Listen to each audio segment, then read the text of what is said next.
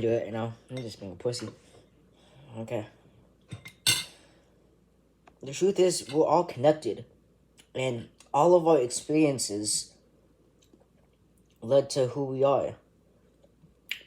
You would be exactly like this other person if you went through their experiences. If you were born white in America, in southern rich country, and well, not southern, in a northern southern country, and you were like the son of a slave owner, guess what? You would be racist.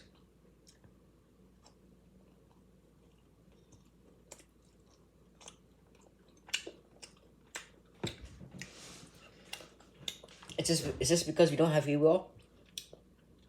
No, it's because we choose to conform with the society that we live in.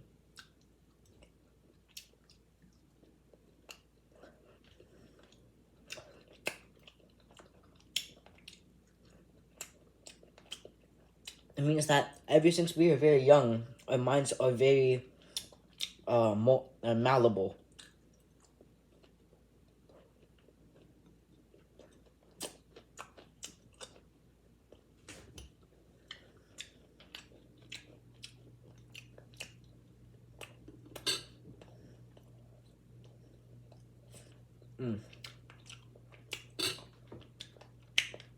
So what's the conclusion? It means that we shouldn't villainize other people.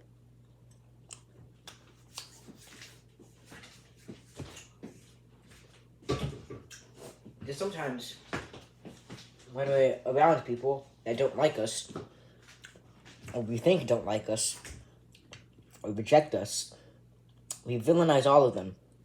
And we generalize and say, oh yeah, they're all bad. Or not bad necessarily, but you assume, you have a presumption in your mind that they won't like you.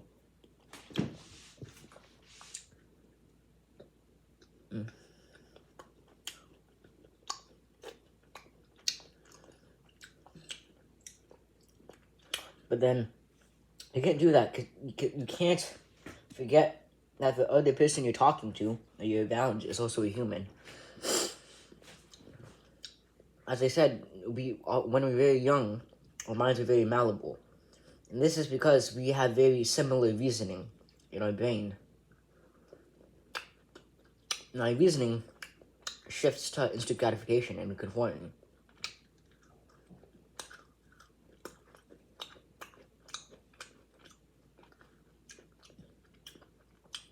All our beliefs are based off what we were told when we were younger. All we do is try to make it make sense to us, and our reasoning to make it make sense to us is completely subjective, based off your education, personal biases at the time.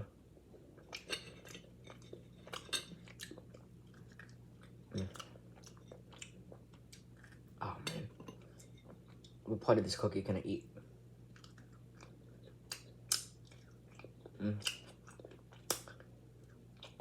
My gosh.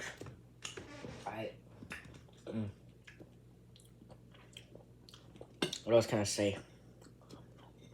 Oh yeah, I had an interaction earlier with a person I thought I couldn't be friends with. It's weird. It's weird because some people, they just have. I feel like a lot of the time, a person will make a bad look at us or give us a bad mood as a bad first impression. Because that first impression, we just assume that's how they like all the time. We don't assume that about us. We don't want people to assume that about us. But we do that with other people.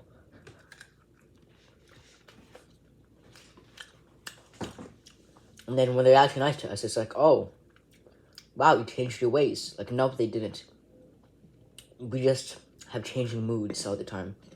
And changing actions, therefore.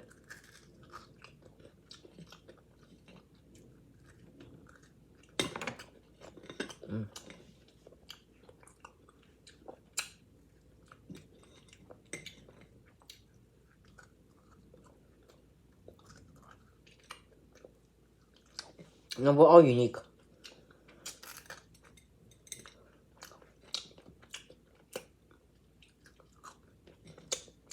That's a good thing.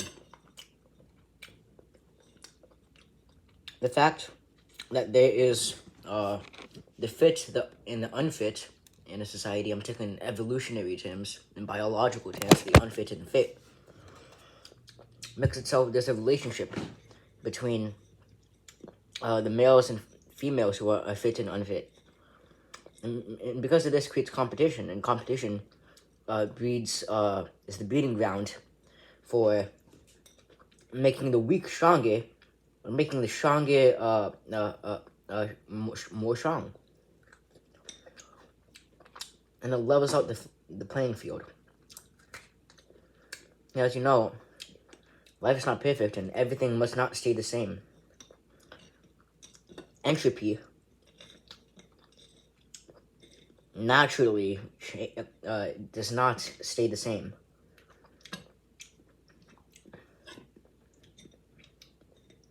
It's generally recognized that somehow, whenever something's when everything seems safe and calm, that they tend to become more complex, more complicated. That's just that's a law that I invented for the universe. The law of complexity / entropy. The universe is based on duality. And that duality just becomes more and more complex. And that's how everything gets formed. This rule of complexity and duality is based on my observations of morality and yin yang, which I think, even if you're not necessarily religious or spiritual, you could pretty easily recognize that yin yang is a pretty real thing, you know? That's hard times, and there's definitely an order of the universe of chaos. This is not necessarily peace, but, you know, everything's staying the same. Okay, I'm gonna try to not bend this. I'm gonna do it like 20 seconds in the microwave.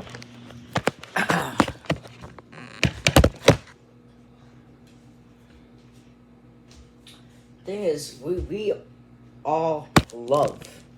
Because we're all humans, what makes a human human?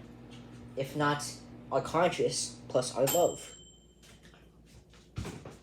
And our conscious plus our love is what creates our humanity, our intelligence. Okay.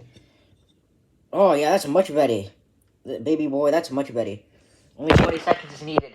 Alright guys, if you wanna warm up a cookie in the future, don't do it for a minute. 20 seconds. Do it just for 20 seconds. Woo!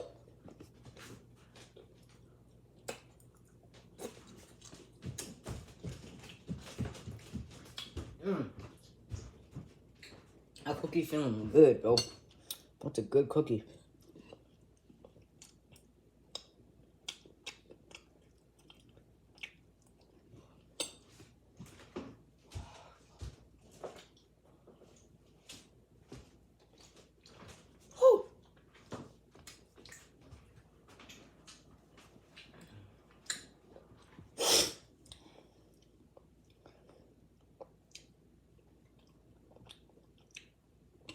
You can't villainize people for being bad in a specific moment of their lives. You can't blame your parents and say they are bad people because they were bad to you when they first became a parent.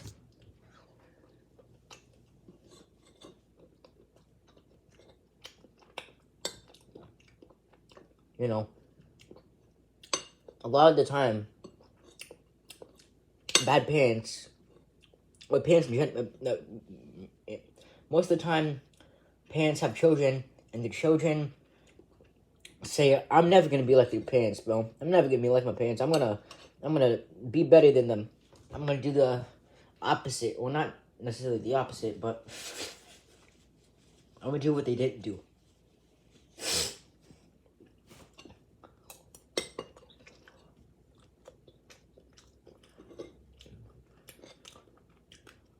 And then they get pushed in the exact same situation the parents were in.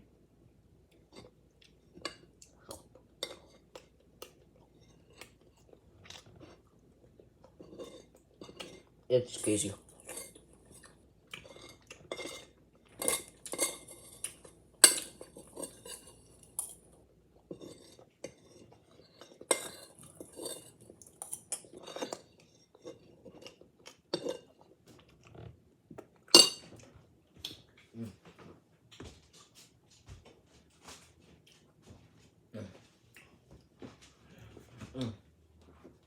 And because it's our love and our mind that creates our humanity,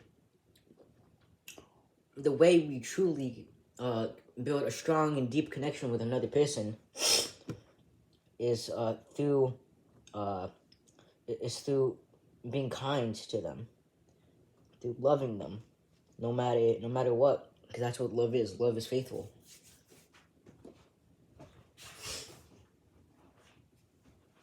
Being understanding is a part of our intelligence, part of our intellect. The fact we could make inferences and shit.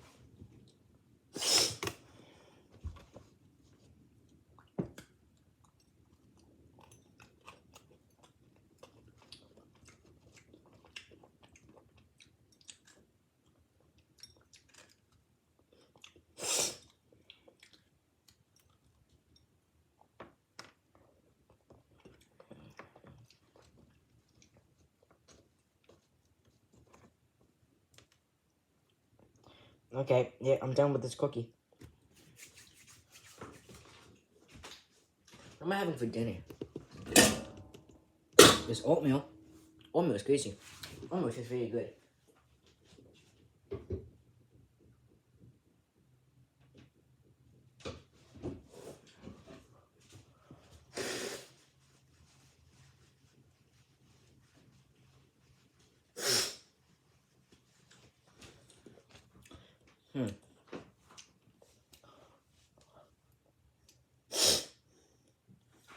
It gets to the point where you can't judge other people for who they are, because we're all connected, and we all go. If you were in their shoes, you would be exactly like them.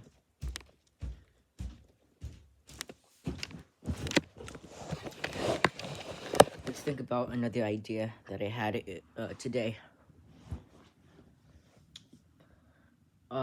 Yeah, the world is unfair.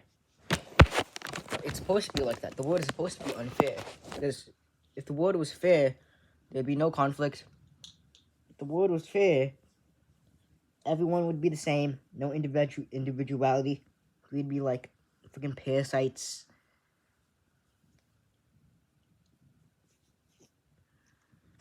In fact, there's conflicts between us. It's a good thing. It's the battle of the yin and yang. And through this hardship and struggle is how is how we find growth, adaptation, evolution, and truth.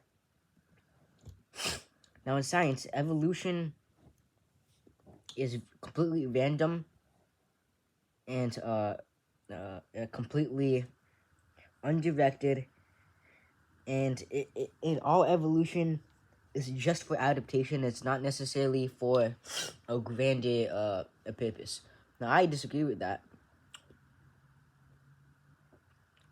I believe there are such things as random, but I believe that a scientific supreme being for a world, a creation to exist, such as this natural one we have, an unnatural being that who is eternal, who is above space and time, must have created it.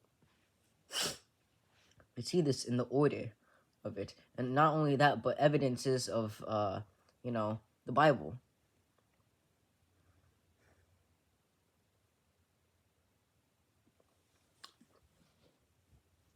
Evidences of miracles, and the basic common sense, and how the word of God truly touches a man's heart more than anything, and the fulfillment and purpose. I don't think a lie would bring this much joy, true joy, not like addiction joy, but like actual happiness to a person's life. I don't think a lie would do that. I think only truth begets truth. That's what Christianity has done. Christianity has brought so much to the world in the studies of the world and of creation.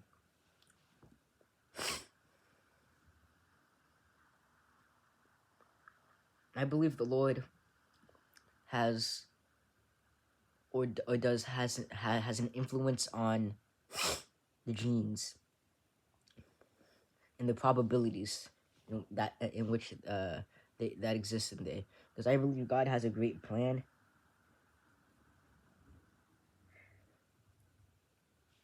and everything that happens under our free will, because we're still doing the choices. One, we're still doing the choices, and two, we are choosing to want what God brings us.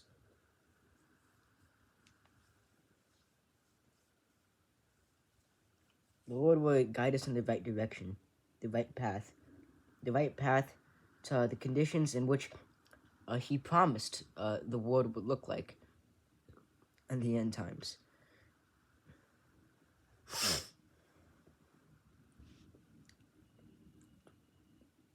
If the Lord says the end of the world will come, He will make sure the end of the world will come.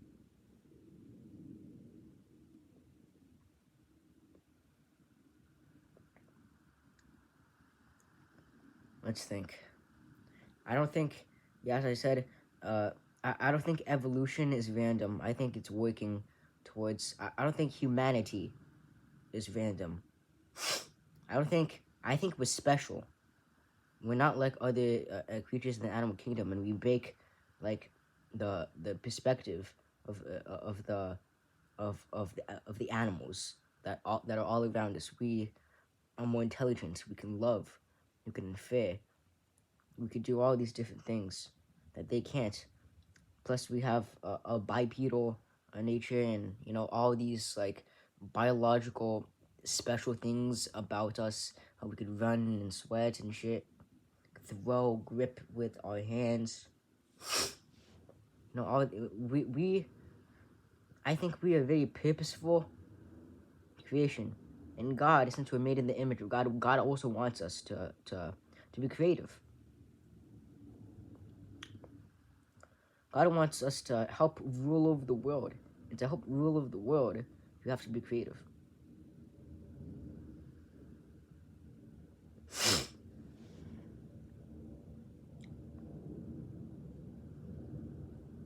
Sorry, what the hell am I talking about? I'm talking about evolution. Yeah, I think all of humanity is for a purpose, and the form in which the universe appears in, because I think we're directly linked to the universe. I think we have souls. Of course, I think the souls are formed from things that are caused by the universe, but I think we are an extension in a consciousness of the universe, with the universe being a dead machine, I think. But I think that we will achieve a higher form. This is like what all religions work for, a higher being. And what they're confused about this is that we are the ones who decide, who decide to go to the next level. But throughout all of the universe, that's not how it has been. Creation didn't decide to go on to the next level, it just did. Why? Because the fact is, the uncontrollable fact is, the random things brought conditions that forced a change after the former forms of the universe left their mark on history for their proteges and who would come after them, the offspring, to be better than them, to be more evolved and more adaptable and more fit than them biologically.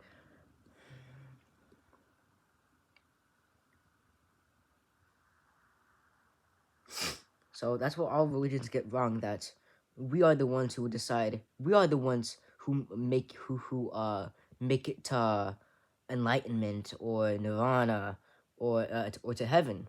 The truth is, it's not based on us. It's based on selection. Us going to the next level is based off the unlucky, unfit ones who don't believe in the gospel to perish. That's a harsh truth, bro. In evolution, it's the survival of the fittest. The weak have to die for the strong to persevere, for the species to evolve and to survive. And that's just the way it is. Now, this doesn't mean that these weaker ones, more unfit ones, are worthless beings. It just means they will not support going to the next level, because they all have we all have all of these forms of the universe, all have, or humanity, you could say at this stage, we all have our own what's the word? Innate, not innate. Yeah, I guess I'll just use innate. We all have a innate purpose in our life. We all have innate worth, and our worth isn't decided by us. It's decided by the factors outside of us. It's the Lord God who gives us purpose, not us who gives us purpose. He is the one who guides us. It's very important with guide. God doesn't completely possess your soul and then you're incredibly holy. That's not how it works. Okay, I'm getting off topic. We're gonna make it to the next level, guys.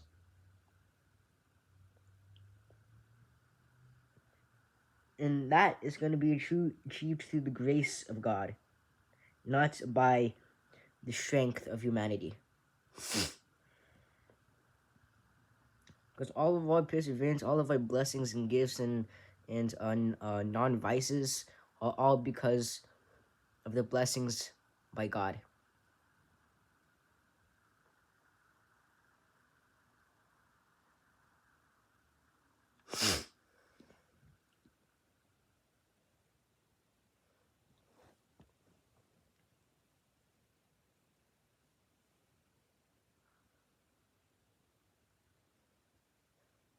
All right, let's switch topics now. I want to talk about women. I know, right? A man talking about a woman, that's crazy. I used to have the impression that at first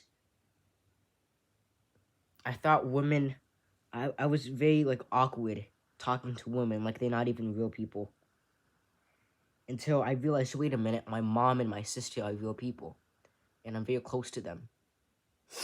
So then I adopted a blue pill mentality of, if I just be myself, they're like me. But then I realized, oh shoot, I have to actually make work and appeal to them to do that. So if I just work hard enough, for them, for this girl. I'll have the girl. Then they will like me.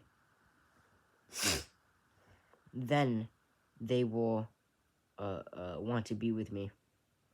So I started doing all my best until I realized, oh shit, women naturally will not pick me because I'm not top tier. Women on for example on dating apps, they reveal the true character of a person because you're alone, and that's when all your thoughts take over and you can judge people with without any biases from other people. And that's when we see that all the desperate men on those apps think 70% of the women they are attractive. On the other hand, the women only think 5% of the men are attractive, and that's crazy. Not necessarily attractive, but that they would actually pick them. That means even if you work hard to get attractive, you're probably not even gonna get a mate. You're not even gonna get a partner. No matter how hard you work, it's up to them, not up to you. It's by the woman's grace that you are picked, not your work. What you do only matters if you are in the top 5% who I chose, who are selected, who make it through.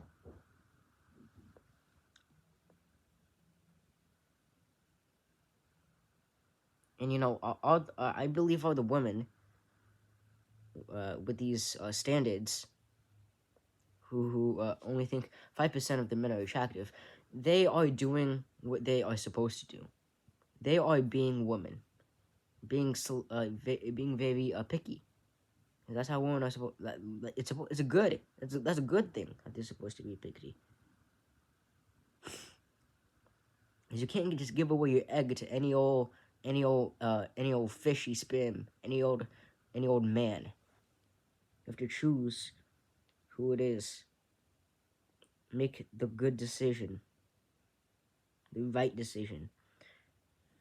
Because if you looked at yourself from an objective perspective, from a woman's perspective, who doesn't even know who you are, and they were to look at you, they would not. They would either say you're ugly, say, oh, you have a good personality, but you're not my type. And the deciding factor between the friend zone or the boyfriend zone is your looks, obviously. Because there's a lot of boyfriends who have mid personalities, honestly, who have worse personalities than that girl's boyfriends, like actual boys who are her friends.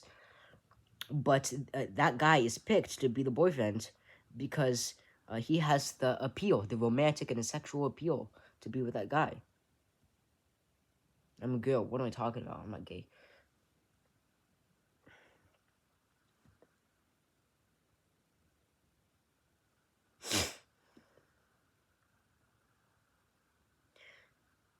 So what's the conclusion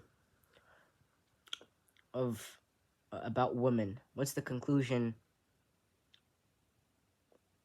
about the pill you should take when it comes to being a male trying to find a lady? It's the mentality of work hard, because you never know if you're gonna get chosen or not. Out of pity, obviously. Work hard, become best version of yourself, even though it's not gonna attract a mid girl. And that's crazy. The best version of yourself is not gonna attract. Is most likely not gonna attract the average girl. Work hard because you never know.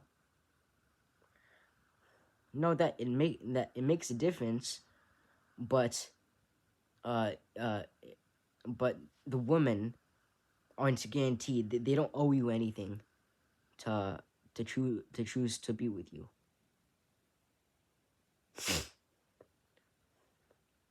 And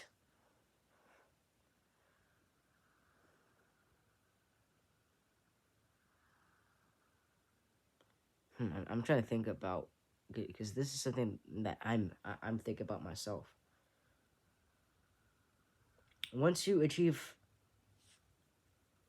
a high level, you have to put your pride down and be able to be with a less attractive girl that you perceive yourself to be with. Let's say you rate yourself to be an 8 out of 10 after all this hard work. You have to be able to be with a 4 out of 10 girl. And that's crazy. But guess what? All these measures of looks will all fade away. That love is not based on that. I know that's very corny, cringy. Oh man, just love people for who they are.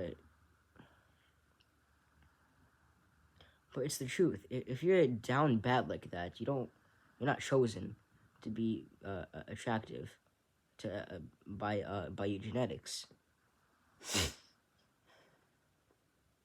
You got to be able to downgrade.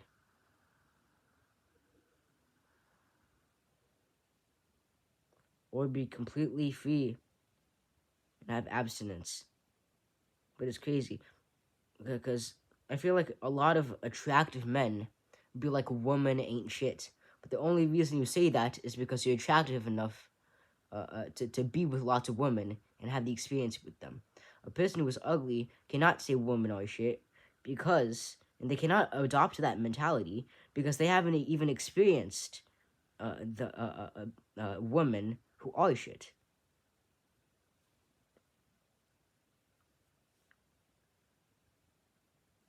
Funny, I got a piece of shit right here. That's crazy.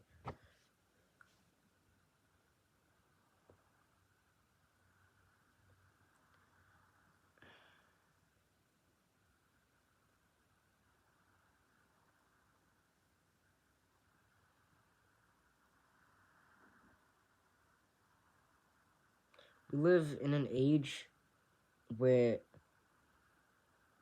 if you live in a Western country like I do, and if you're watching this, you probably do live in a Western country, then there's probably more old people than young people. What this means is that if you go outside in the real world, you will most likely not find a partner because the people who are old are not producing enough offspring for you to find there aren't, what I'm saying is there aren't enough females for the probability of you being chosen very high. Because back then, for example, 50 years ago, not 50, why not, 50 years ago, the population in Western countries was way better. There's way more young people than old people. And because of this, a lot of men were naturally able to find the one. They were naturally able to find their wife. This is because there was a balance between there was enough women and enough young people, enough communities for you to actually communicate with this person on a deeper level. Because nowadays, everything is so shallow. Because everything is so hype, is so hyper and perverted in a way where all of our expectations are super high for what love really looks like.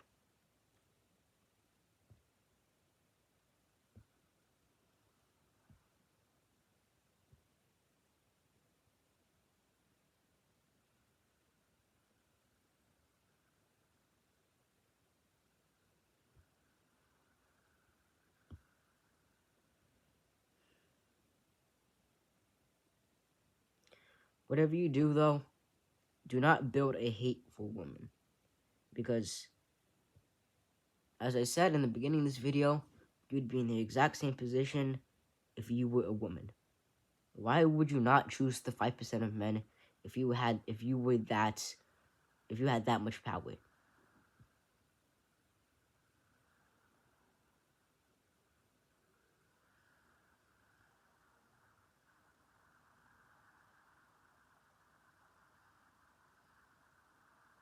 You know, I've accepted.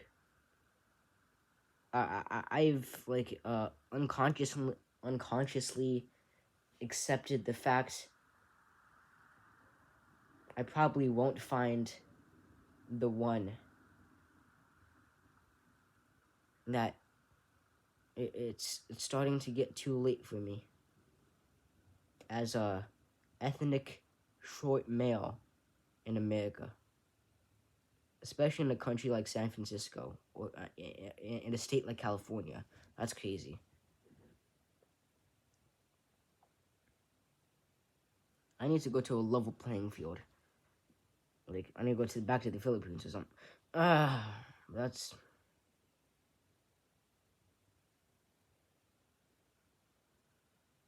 We're hypocrites by nature, but try not to be a hypocrite even though you are a hypocrite. Try not to be a sinner even though you are a sinner.